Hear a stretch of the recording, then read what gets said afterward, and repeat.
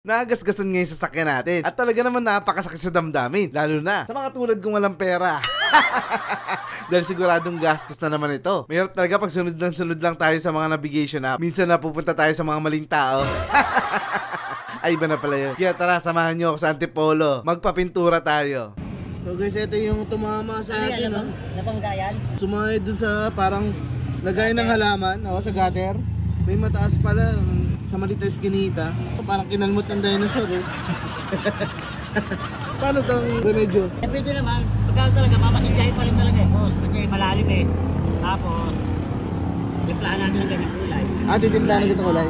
Mahabol yan? Habol naman yung kulay. Sige.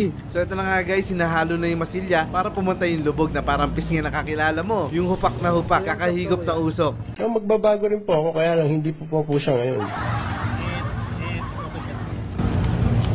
Ano yung Lesco? Ano yan? Yung apelyido namin. Lesco. Ang kapal pala, ano? Hindi, malipis na ito. Lilihain pa yan. Lilihain pa kasi. Oo, pag naliha yan, babawasan. Hindi kasi inahabol natin yung lubog eh, no? Oo, inahabol yun. Inahabol natin guys yung lubog kasi lumubog. Matapos siya tumama doon sa gutter. So yung mga ganyang tama kuya, magkano?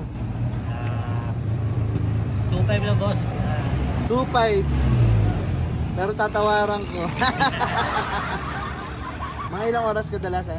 Mga dalawa boss. Dalawa. Tapos yan, di papatuyuin yan, no kuya? Sabay lilihain. Sabay lilihain guys. Ayan. Puntahan nyo lang sila dito sa may ano. Ano address nito kuya?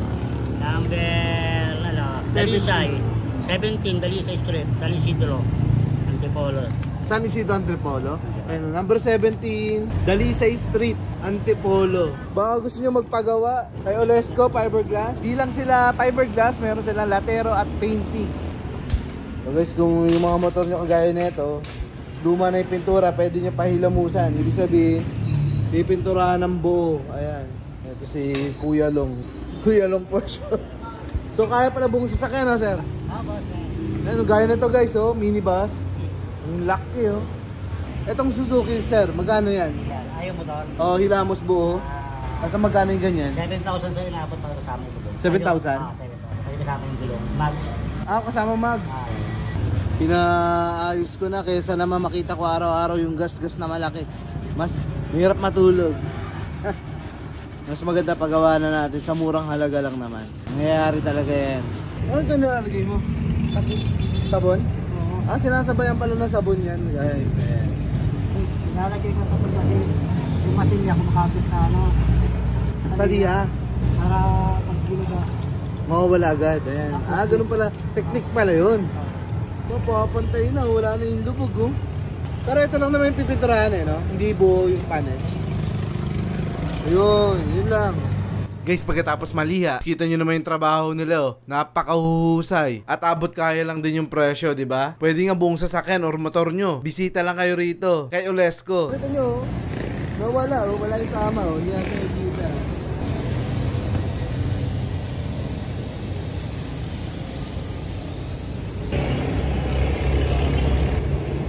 Walang pinagkaiba, oh. Mas luminis pa, eh, oh. Na-adjust pa rin buga niya, no? Kaya na-adjust pa rin na ng buga. Pilipino pa pala yun. Kita niya na wala na yung lubog, oh. Pinantay ng masilya. Buong buo. Kaya okay lang. Kahit medyo napagastos tayo, ang mahalaga na ibalik sa dati. Beautiful, eh. Mamakinis, makintab pa rin, guys. Kuha yung pintura. Beautiful.